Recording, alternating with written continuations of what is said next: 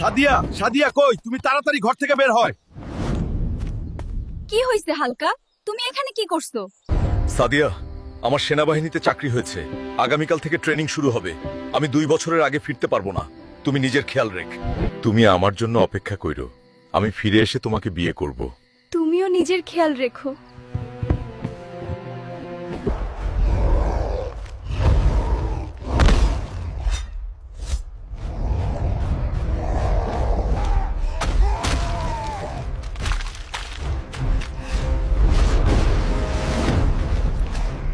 বাংলাদেশ সেনাবাহিনীতে তোমাকে স্বাগতম।